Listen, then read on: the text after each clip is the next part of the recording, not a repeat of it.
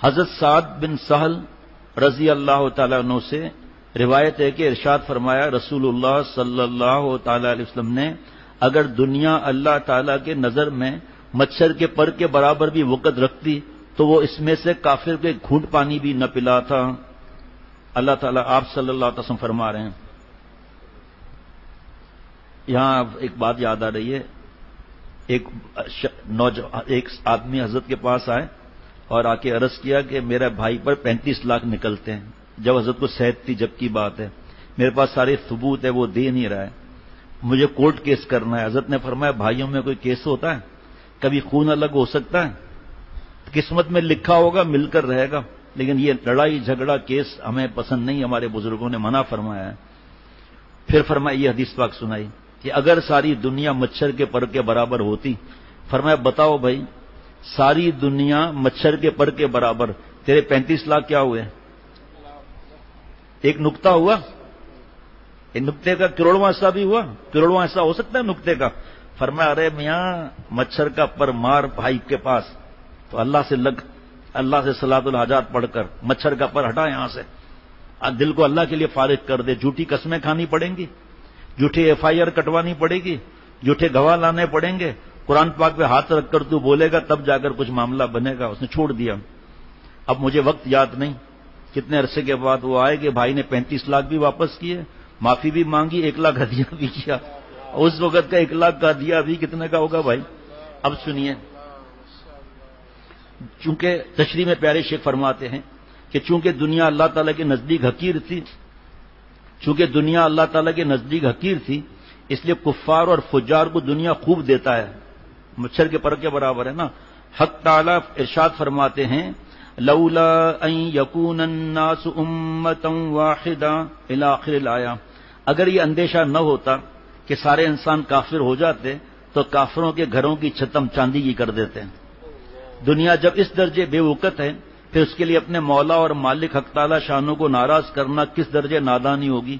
نیز اگر اللہ تعالیٰ نے کافروں کو ڈھیل دینے کے لیے دنیا کے چند روزہ بہار دے دیے تو کافروں کی اس دنیا کی طرف نگاہ اٹھا کر بھی نہ دیکھنا چاہیے, کیونکہ قرآن پاک کا ارشاد ہے متاع قلیل ثم مأواہم جہنم, یہ دنیا جو کافروں کے پاس ہے چند روزہ بہار ہے, انجام کار ان کا ٹھکانہ جہنم میں ہے.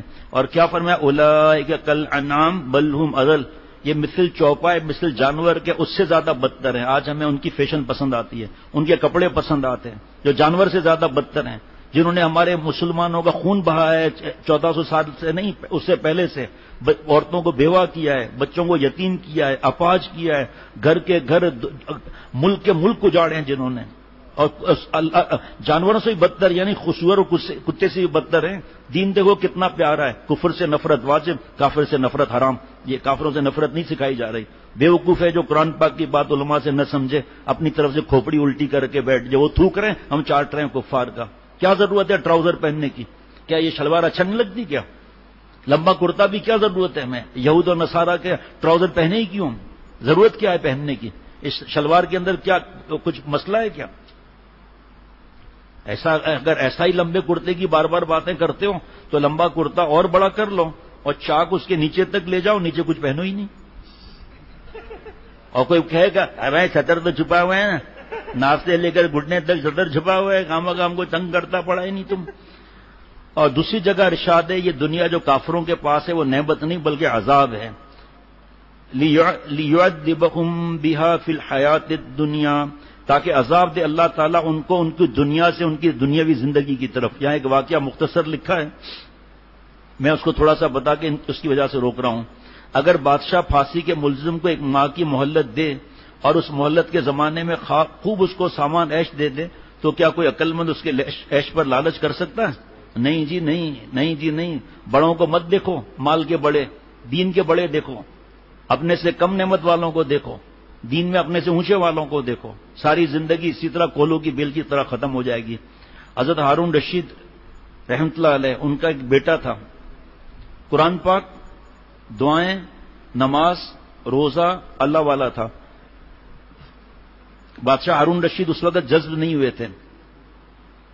بیٹا اس کام میں لگو, یہ کام وہ کام, ان کو کچھ کام سمجھ میں ہی نہیں آتا تھا کہ بھئی دھندا کرنے کے لیے اور لوگ بہت ہیں. کچھ سمجھ میں نہیں آتا تھا. وزیر جو ہے بادشاہ کو غصہ دلاتے تھے تاکہ بادشاہ اس کو ہٹا دے. آخر وہی ہوا, ایک دن بادشاہ نے بلایا کہ آپ کو امور کے سلطنت میں حصہ لینا تو ٹھیک, ورنہ گھر خالی کر دیں. شہزادہ, اتنا بڑا جناب منصب, بادشاہ جیسی ملنے والی بات, کہ آپ گھر خالی کر دو. کہا آپ کی جیسے مرضی. ماں سن رہی تھی اور روتے ہوئے بلایا کہ بیٹا یہ جانواز لے لو اور قرآن پاک, اور یہ انگوٹھی, اس میں ہیرا بہت قیمتی لگا ہے, جب تمہیں ضرورت ہو نا تو اس وقت اس کو بیچ دینا.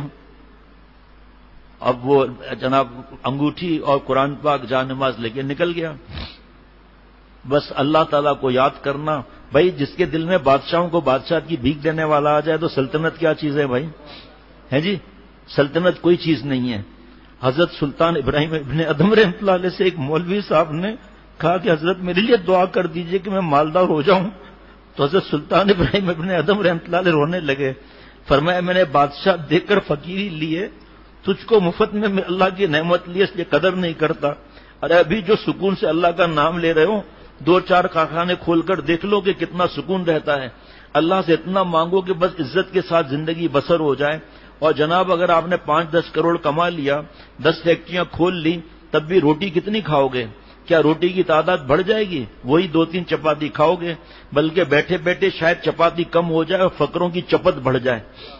اور اندیشہ ہے کہ ٹہلنے کا وقت بھی نہ ملے تو خوراک بھی کم ہو جائے گی. چورن مانگتے پھرو گے. کیا کروڑ پتی 10 جوڑے پہنتا ہے؟ کیا کروڑ پتی 10 کمروں میں سے سوتا ہے؟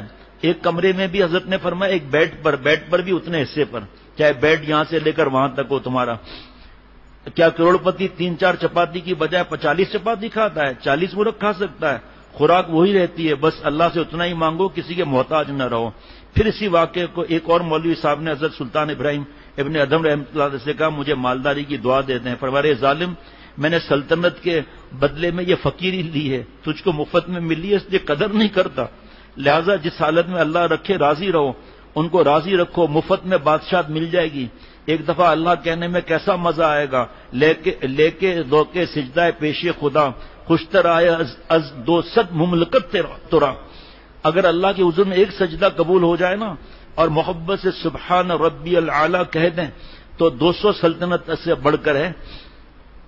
حضرت پھول پوری رحمۃ اللہ علیہ نے فرمایا کہ حضرت سلطان ابراہیم ابن ادم رحمۃ اللہ علیہ سے کسی نے دعا کے لیے کہا. حضرت سلطان ابراہیم ابن ادم رونے لگے کہ میں نے یہ فقیری سلطنت کے بدلے میں لی ہے. جس سکون سے اب میں اللہ کا نام لے رہا ہوں وہ تخت سلطنت پر لینا مشکل تھا. خواجہ صاحب فرماتے ہیں, اس لیے دوبارہ اس واقعے کے حضرت نے فرمایا تمنا ہے کہ اب ایسی جگہ کوئی کہیں ہوتی ہے جی, تمنا ہے کہ اب ایسی جگہ کہیں ہوتی, کوئی کہیں ہوتی, اکیلے بیٹھے رہتے یاد ان کی دل نشیں ہوتی. اکیلے بیٹھے رہتے یاد ان کی دل نشیں ہوتی. وہاں بستے جہاں دودھ و فغاں کا آسماں ہوتا, وہاں بستے جہاں دودھ فغاں کا آسماں ہوتا, وہاں رہتے جہاں خاصتر دل کی زمین ہوتی. تو ہارون رشید رحمۃ اللہ علیہ نے بیٹے کو نکال دیا. ماں نے روتے ہوئے قرآن پاک, جان نماز اور انگوٹھی دے دی جس پہ ہیرا لگا تھا بڑی قیمتی, اور چلے گئے. بس زاہدانہ زندگی گزار دیتے, اللہ کو راضی کر دیتے. حضرت ابو عامر بصری رحمۃ اللہ علیہ ایک بزرگ فرماتے ہیں کہ مجھے گھر کے کام کی ضرورت کے لیے کسی مزدور کی ضرورت پڑی. میں مزدور والے علاقے میں گیا تو وہاں پر میں نے ایک نوجوان دیکھا کہ عبادت گزار, نیک, دعائیں مانگ رہا ہے, سجدے میں تلاوت کر رہا ہے. تو میں نے اس سے پوچھا کہ آپ مزدوری کرو گے؟ کہا اسی لیے تو پیدا ہوا ہوں. جب بادشاہ اسے نکال رہے تھے نا بیٹے کو, تو اللہ سے دعا مانگ کر پرندے کو اشارہ کیا میرے پاس آ جاؤ. دکھا رہے تھے اس کو اللہ, لیکن اس وقت اور کیفیت تھی, پرندہ اڑتا ہوا آ گیا. اللہ نے کرامت دی, فرمایا جاؤ واپس چلے جاؤ. پرندہ چلا گیا واپس. اسے سمجھنا چاہیے کہ میرا بیٹا کس مقام پر ہے. ٹیشو دینا. تو کہا میں تو مزدوری کے لیے تو پیدا ہوا ہوں. کہا پھر ہمارے گھر کام ہے, آپ چلو. شہزادہ اور سید, آپ صلی اللہ علیہ وسلم کے خون سے رشتہ چلا ہوا آ رہا ہے خاندان سے. کہا اسی لیے تو پیدا ہوئے ہیں. کہا لیکن ایک شرط یہ ہے کہ میں ہفتے میں 2 دن کام کرتا ہوں, 5 دن کام نہیں کرتا. اور بہت کم پیسے بتائے کہ اس سے زیادہ پیسے بھی نہیں لیتا. حضرت ابو عامر بصری رحمۃ اللہ علیہ فرماتے میں نے کہا ٹھیک ہے. میں اس کو لے گیا اور جب بعد میں آتا ہوں تو دیکھتا ہوں اتنا کام ہو چکا. میں حیران ہوتا ہوں کہ یہ کیا مسئلہ ہے. پھر اگلے ہفتے جانا ہوا, دیکھا تلاوت ذکر وغیرہ کا, کیونکہ انہوں نے کہا تھا کہ میں باقی دن کام نہیں کرتا, 1-2 دن ہی کام کرتا ہوں. کہا بیٹا مزدوری کرو گے؟ کہا اسی لیے تو پیدا ہوئے ہیں. کہا چلو بھائی. پھر گئے تو دیکھا کہ مسئلہ کیا ہے. چپکے سے دیکھا کہ خود بخود بلاک اڑ کر آ رہا ہے اور خود بخود بلاک لگتا چلا جا رہا ہے. 1 دن میں اس لیے 2 دن میں اتنا کام ہو گیا. تیسری دفعہ گئے تو تھا ہی نہیں نوجوان. پوچھا بھائی ایک نیک نوجوان اللہ والا, بوڑھا نہیں جوان, یہ نظر نہیں آ رہا کہاں ہے؟ کہا لگتا ہے بیمار ہے. کہاں ہوگا؟ کہا محل میں رہنے والا. کہا وہ مزدوروں کی جھوپڑیاں ہیں نا, اس میں کسی جھوپڑی میں ہوگا. وہاں پر حضرت ابو عامر بصری رحمۃ اللہ علیہ فرماتے میں وہاں گیا, دیکھا کہ بلاک جو ہوتا ہے نا اس کا تکیہ بنا ہوا اور اس پہ لیٹا ہوا ہے اور بیمار. اور کہا آئیے میں آپ کا ہی انتظار کر رہا تھا, میرا آخری وقت آ گیا ہے جوان. میرے اللہ نے مجھے بلانے کے لیے اسباب پیدا کر دیے ہیں. آپ ہارون رشید کے پاس جانا, یہ انگوٹھی بیچی نہیں, یہ انگوٹھی, یہ قرآن پاک, یہ جان نماز ان کو دے دینا کہ ایک نوجوان نے آپ کے لیے واپس بھیجا ہے یہ ہدیہ, اور میں 2 اشعار کہہ رہا ہوں وہ ان کو ہدیہ کر دینا, میری طرف سے سنا دینا. وہ اشعار پیارے شیخ نے اپنے کتاب اس میں دنیا کی حقیقت میں رسول اللہ صلی اللہ علیہ وسلم کی نظر میں دنیا کی حقیقت میں لکھا ہے. اس میں یا صاحبی لا تقترر بتنعمی فالعمر ينفد والنعیم یزول فاذا حملت الى القبور جنازة فاعلم بانك بعدها معمول. یا صاحبی لا تقترر بتنعمی فالعمر ينفد والنعیم یزول. اے ساتھی دنیا کی نعمتوں سے دھوکہ نہ کھانا, عمر ایک دن ختم ہونے والی ہے اور نعمتیں تم سے جدا یا ختم ہونے والی ہیں. فَإِذَا حَمَلْتَ إِلَى الْقُبُورِ جَنَازَةً فَاعْلَمْ بِأَنَّكَ بَعْدَهَا مَحْمُولُ. اور جب تم کسی جنازے کو قبرستان لے جا رہے ہو تو یقین کر لینا کہ تم آج اٹھانے والے ہو, کل تم اٹھائے جاؤ گے. نذیر اکبر آبادی کی بھی 2 شعر اس پر عجیب و عبرتناک ہیں. کئی بار ہم نے یہ دیکھا کہ جن کا معطر بدن تھا مبیض کفن تھا. کئی بار ہم نے یہ دیکھا کہ جن کا معطر بدن تھا مبیض کفن تھا. جو قبر کون ان کی اکھڑی تو دیکھا نہ عضو بدن تھا نہ تارے کفن تھا. ایسے ہی پرانی قبروں میں لوگوں کو دفن نہیں کرتے. نوجوان کا انتقال ہو گیا. حضرت ابو عامر بصری رحمۃ اللہ علیہ نے غسل دیا, تدفین کی. ہارون رشید کے پاس بغداد یا جو بھی جگہ ہے وہاں گیا تو محل کا دروازہ کھلا اور اندر سے جو ہے گھڑ سوار کا دستہ آ رہا ہے کرتب دکھاتا ہوا. اس کے بعد اونٹ کا دستہ نکلا کرتب دکھاتا ہوا. اس کے بعد ہاتھی نکلے, ایک ہاتھی پر ہارون رشید بیٹھے ہوئے ہیں. کہاں سے ملاقات ہو, آگے بڑھنے کی کوشش کرے, کون آگے بڑھنے دے. تو حضرت ابو عامر بصری رحمۃ اللہ علیہ فرماتے میں نے زور سے چیخ ماری, امیر المومنین آپ کو جو حضور صلی اللہ علیہ وسلم سے واسطہ ہے قرابت کا, آپ کو اس کی قسم دیتا ہوں میرا ایک ضروری بات سن لیں. دوست جب ایام بھلے آتے ہیں گھات ملنے کی وہ آپ ہی بتلاتے ہیں. وقت آ چکا تھا, سب وہیں انتظامات چھوڑ دیے کہ آؤ میرے ساتھ محل میں, کیا بات ہے. کہ جی میں اس طرح ایک مزدور تھا, اس سے ایک تعلق ہو گیا تھا اور وہ جوانی میں انتقال کر رہا تھا. تو ماں کا دل تو سمجھ جاتا ہے نا, تو ماں پردے سے پیچھے کھڑی تھی. کہا کہ میں نے جو ہے وہ اس سے تعلق ہوا, انہوں نے جو ہے وہ انتقال سے پہلے آپ کے لیے 2 اشعار بھیجے ہیں آپ کو سنانے کے لیے. تو ہارون رشید نے کہا بھائی سناؤ, کیا انہوں نے اشعار کہے. یہ اشعار پھر دوبارہ پڑھے انہوں نے, پہلے تو انہوں نے پڑھے تھے, پھر حضرت ابو عامر بصری رحمۃ اللہ نے پڑھے. یا صاحبی لا تغترر بتنعمی فالعمر ينفد والنعیم یزول فاذا حملت الى القبور جنازة فاعلم بانك بعدها محمول. اے ساتھی دنیا کا, ہارون رشید رونا شروع کر دیے. اے ساتھی دنیا کی نعمت, سمجھ گئے کہ بیٹے کی بات ہے, انتقال ہو چکا جوان بیٹے کا.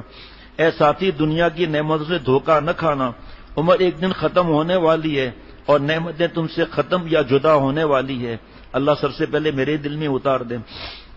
اور جب تم کسی جنازے کو قبرستان لے جا رہے ہو تو یقین کر لینا کہ تم آج اٹھانے والے ہو، کل تم اٹھائے جاؤ گے۔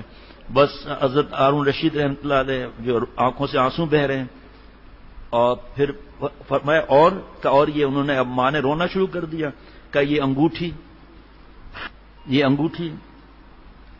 یہ قرآن پاک، یہ جان نماز، یہ آپ کو انہوں نے واپس کی امانت، تو اور رونا شروع کر دیا۔ پھر فرمایا کہ ابو عامر آپ کو کیا احساس نہیں ہوا، آپ نے حضور صلی اللہ علیہ وسلم کی اولاد سے مزدوری کا کام لیا۔ اب حضرت ابو عامر بصری رحمۃ اللہ علیہ رو رہے ہیں کہ مجھے تو نہیں معلوم کہ وہ سید تھے کیا تھے۔ بس اللہ تعالیٰ یہی رزق کے بارے میں صرف ابھی 4 یا 5 احادیث مبارکہ پڑھی، اس کے بعد آگے لائن لگی ہوئی ہے اور بھی۔ پھر کیا حالات سے ڈرنا بھائی، وہ رزاق اللہ تعالیٰ ہمیشہ سے ہمیشہ رہے گا۔ اللہ تعالیٰ ہم سب کو اپنا خاص تعلق نصیب